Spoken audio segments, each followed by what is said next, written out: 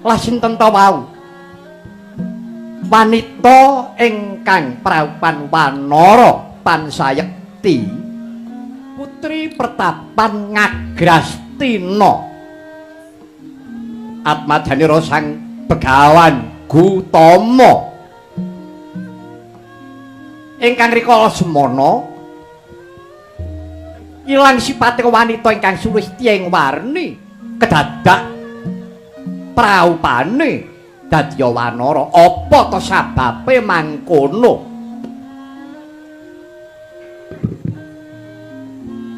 Karana rikala semanten saking agenging milik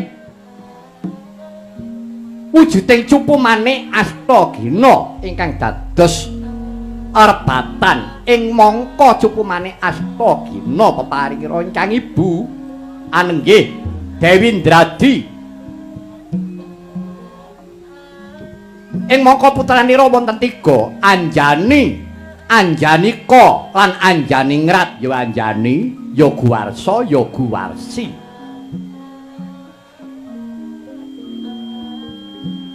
Dusamana cupu kabalangaken kan Resi Gutama tinimbang dadi rebutan dumawah wonten beting Telaga Wisa inggih Telaga Madirda. Kacarita samana Raden Guwarsa lan Guwarsi ya Anjanika ya Anjaningrat cumemplung telenging telaga ilang kebagusane wujud dadi wanara. Semanten ugi Dewi Anjani amung trimah suryan. Apa tekse suryan? Raup. Nanging pranyata ical kasulistyaning warni ugi praupan wanara sak astane sak sukune. Duk samana Sang Begawan Gutama sigra paring dawuh. Dewi Anjani kadhawuhan tarak brata nebus marang dosa kaluputane tapa nyantuka. Tapa nyantuka tekse tapa kaya wujuding kodhok mapan ana ing kali utawi wonten ing telaga wase ana jroning banyu. Ora kena memangan, ora kena dar, ora kena ngunjuk yen ora ana pangan kang tumiba ana ing pangkone. Semanten ugi Anjanika Anjaningrat ya Guwarsa Guwarsi wujud dadi wanara ugi. Ingkang setunggal kadhawan tapa ngidang, ingkang setunggal kadhawan tapa ngalong. Ing mangke ingkang kacariyos kajawi amung kusumaning ayu Dewi Anjani. Dereng nampi wangsiting Jawata kedadak ana cahya ingkang sumunar saking Dirgantara. Lah menika ta warnanipun aratuning dewa. Jawata ing Suralaya Sang Hyang Jagat Girinata ya Sang Hyang Bathara Guru. Mulat saking Dirgantara kasengsem raos sing penggalih karana denira mriksani saking wingking.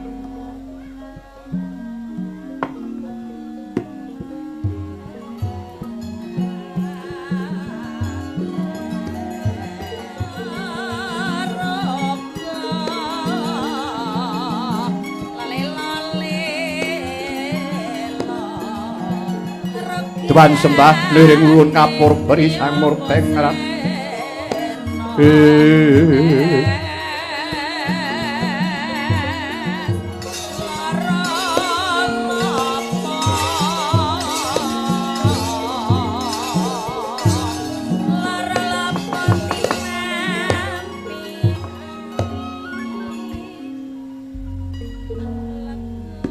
Astungkara sidam sekaring bawana langgeng.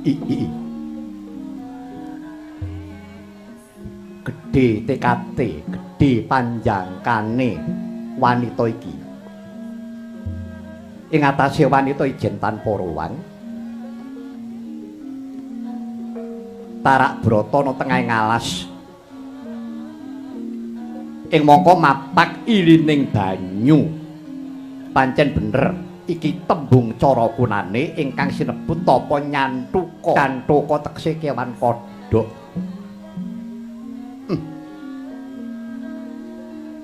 Eman mestine wanita iki yen nonton dedeg piadeke mesti Sulistya ing warnane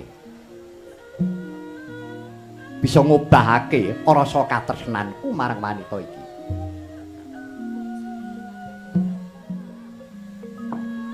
Mustikaning jagat raya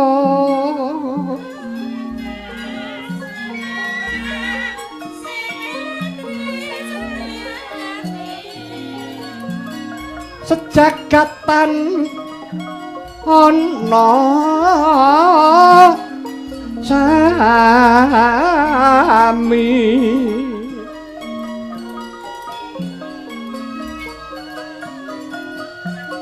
gendar wreksa praja boma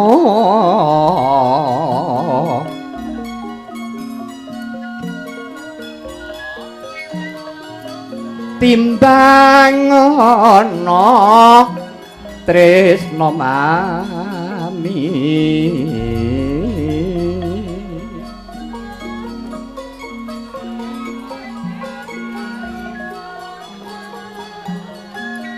wilangan 9 kalih welas somring raga ningsun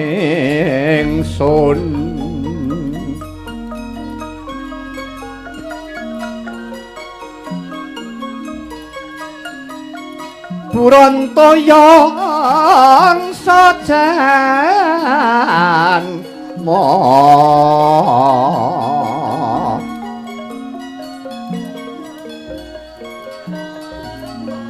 boyo tanbang kit pinanggi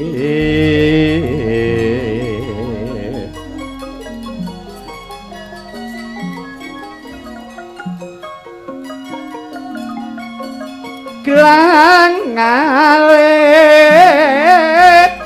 lina litan saya malelo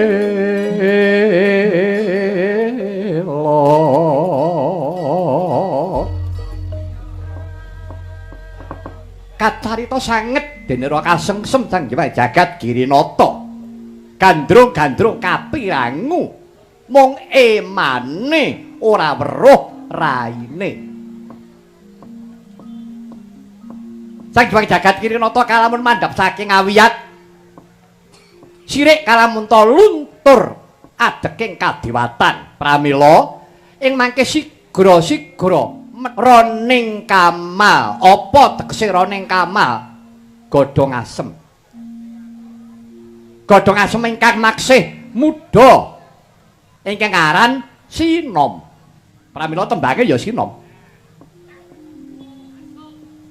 methik roning kama sigra den sawataken kelawan ingkang lagya tarak brata dumawah wonten ing pangkon kacarita graganjani dupiyana pangan ingkang dumawah wonten ing pangkon sigra kadhar katedha wantun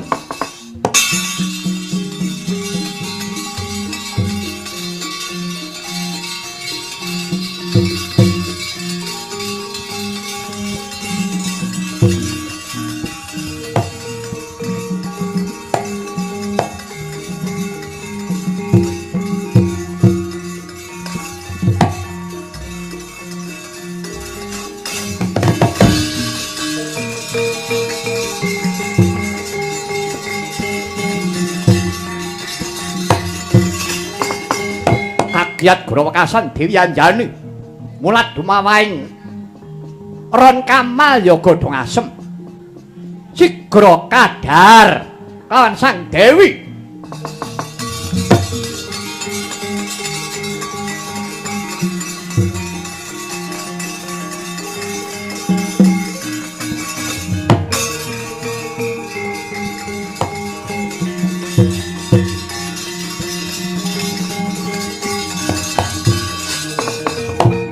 lalu diwasaning hari lampahing dinten lampahing candra tekse laku ning sasi kodrating Bathara kusumaning Ayu Dewi Anjani riwus nyodar ora ning kamar sami sakala gerbini riwus gerbini kagiat Gora Wekasan Sang Hyang Jagat Girinata.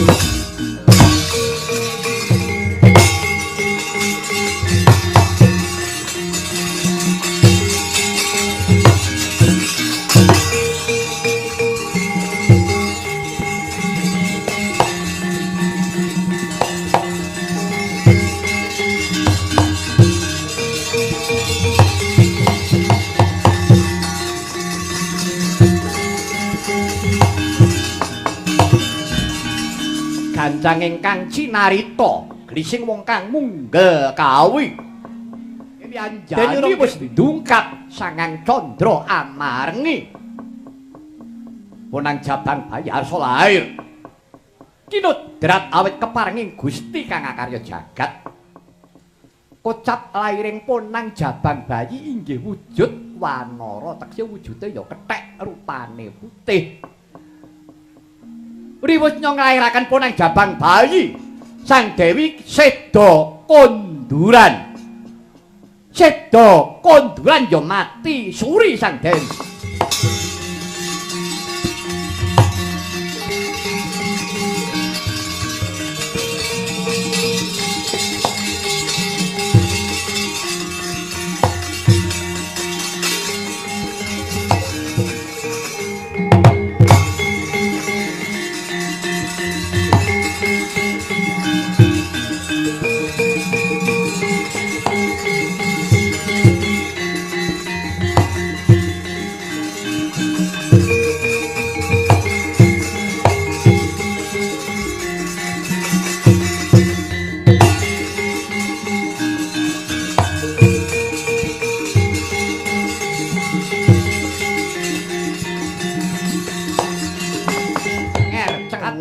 tangising punang jabang bayi wonten madyaning wana rikala semana dumeling swarane bebasan kaya mecah sak isining alas ing mangke wonten pandhita pepaes yaksa ana pendhita buta kledang pepaes Maruta ingkang peparab Begawan Maruta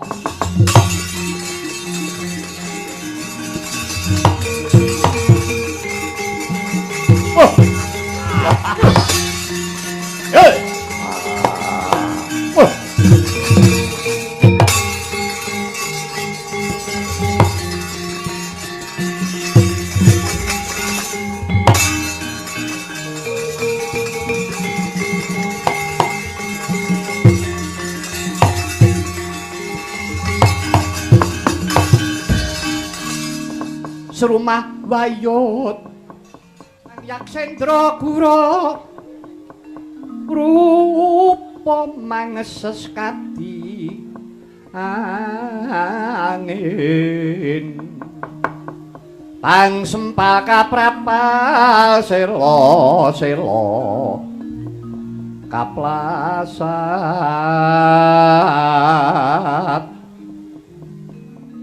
sato lumayu mangungsi kagiat kaguda kang jaga bumi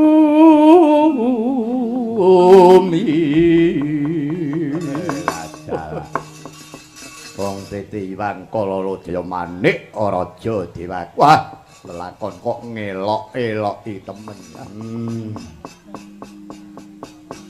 iki anake sapa sing nglairke jabang bayi iki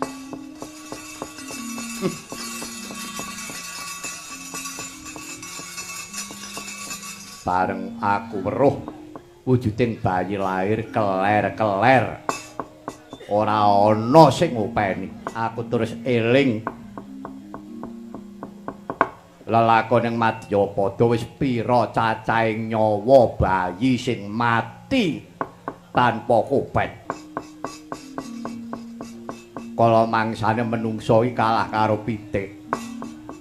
Pitik kuwi ngendhok, yen wis ngendhok terus angrem.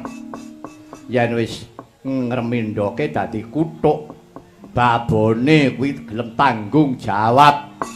Gelem ngopeni goleke pangan. Kuthuke do ngetutke karo babone. Mongko kuwi pitik. Pitik wae ngerti marang kebecikan. Ning kala mangsane kok ya eneng menungso sing kalah karo pitik. Nglairke anak mongko pake ora cetha. Ora diopeni, malah ditekak. Nek ora diguwak ana tong sampah, nek ora dikelekke ning kali. Kuwi menungso kepiye? Mongko sing salah iki rak gerangane. Iki ora melu apa-apa kok dielok-elokake. Muga-muga bayi iki ora ngono. Manut pangrasaku. Nadyan iki bayune katon cahyane mencorong. Iki mesti bakal dadi janma pepethingan. Mung emane kok ana buntute ya. Wah. Pancen iki wangune ya wanara teksih kethek. Ya arep wujud apa wae. Lah niki diparingi urip karo Gusti sing akarya jagat. Tegese iki bakal dadi wiji sejati ora ana alane Begawan Maruta. Ngopeni karo wujuding bayi mbuh dadine besuke. Oh! Wah!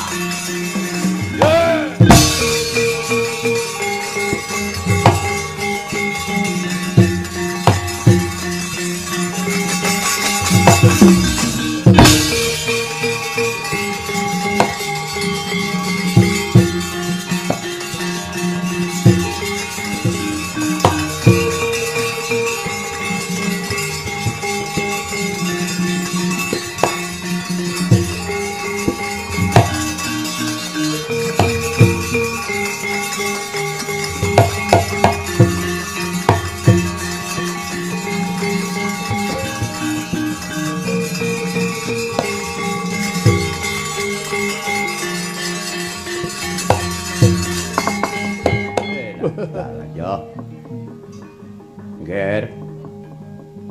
Kowe terima-terima ya, Gus. Ora diupeni karo ibumu.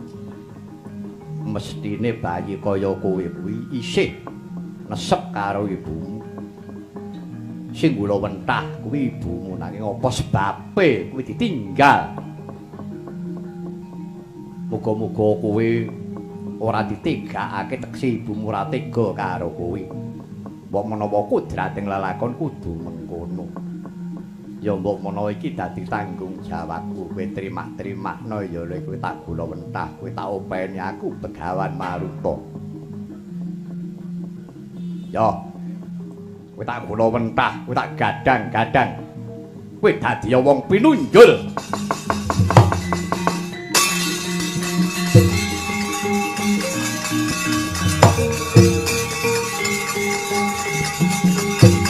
Yeah!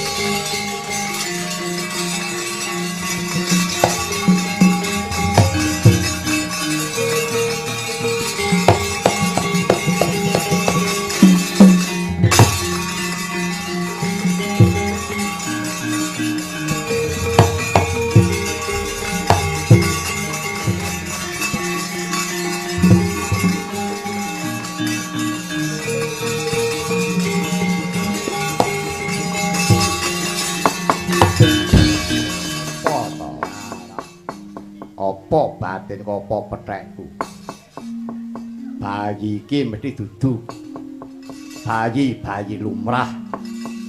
Nyatane tak kudang nganggo caraku aku yang ngudang anak ya ngono kuwi. Dalah keplek-keplek kene pancen dadi wiji sejati ya tetep urip. Nek kira-kira wiji elek tak ya mudyar melenyek padha sak nalika. Ning nyatane iki najan wujude kethek cilik rupane putih. Nanging malah wis iso mlaku iso pelayon. Tak tutuk tak dadar meneh kowe le.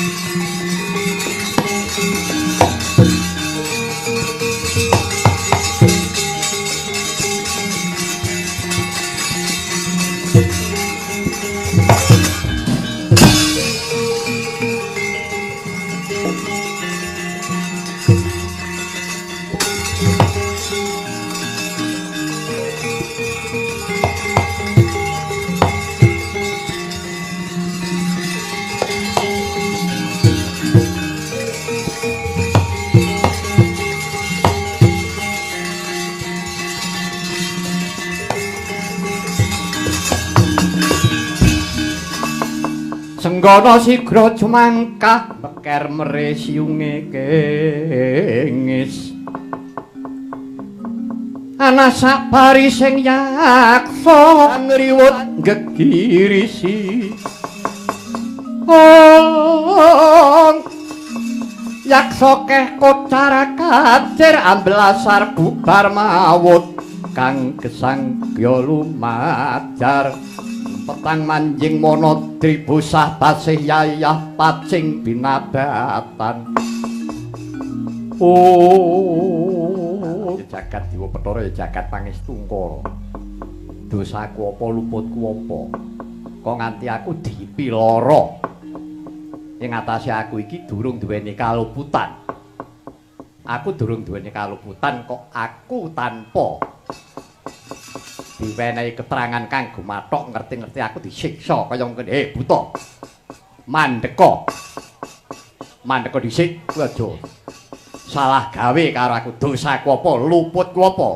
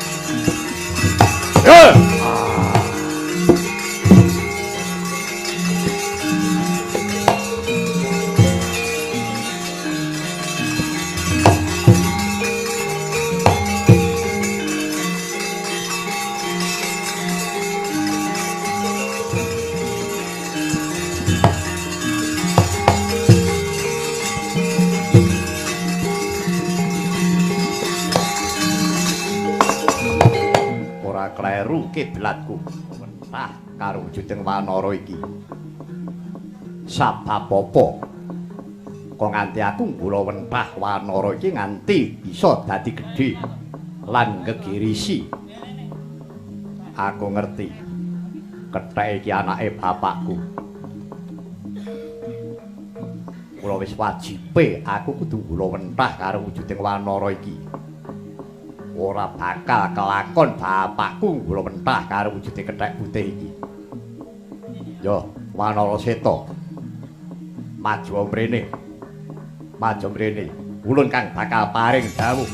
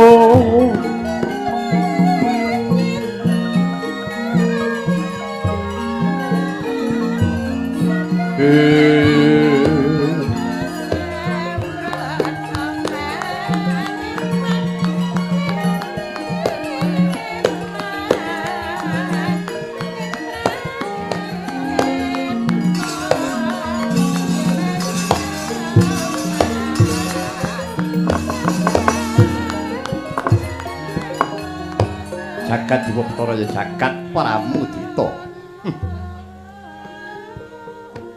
Iki kok dadi ana wewujudan ana wewayangan tak waspadakake ampyane ora ngambah bantala tekse sikile ora ngambah lemah. Kowe kuwi bangsane ngopo? Dadekno sumur. Aku iki dewa. Lho. Kowe kuwi dewa. Iya. Aku dewa.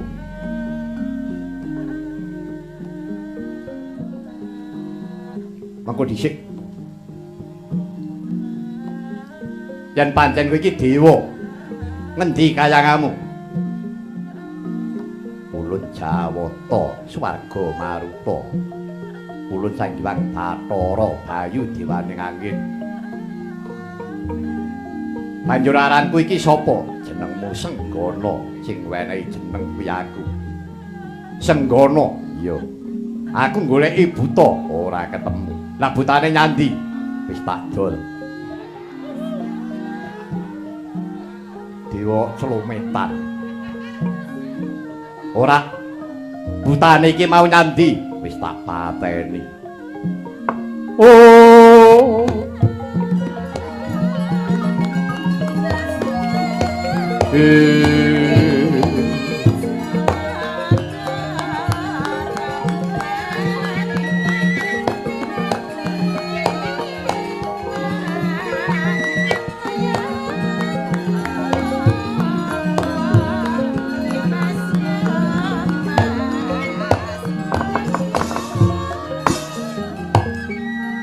Sewu-sewu kalepatan kula Bukulun. Mboten nyana bilih paduka menika Jawata ing kayangan Suralaya. Iya. Mboten. Keparenga paduka Bukulun paring katerangan ingkang gumathok. Kula menika janipun putranipun sinten? Kowe anakku. Ah, mboten. Kula mboten pitados. Sing wenehi jeneng kuwi aku. Perkawis maringi tetenger sinten kemawon saged. Namung kemawon kula kepengin ngertos sejatosipun Senggana menika putranipun sinten. Wis saiki ngono bae. Aku ora weneng bakal paring keterangan ingkang gumathok. Dina iki tak utus kowe munggah nyang kayangan Suralaya. Kowe takono kabeh para dewa. Yen pancen para dewa ora gelem ngaku kowe anake kowe ngamuka. Menapa kula mboten badhe kuwalat? Kuwalat ki nek dewane bener. Dewa ki ora kabeh mesti bener ya nganggo rumput. Om katen. Iya. Lah mangke menawi wonten menapa-menapanipun seksine Bathara Bayu. Sendika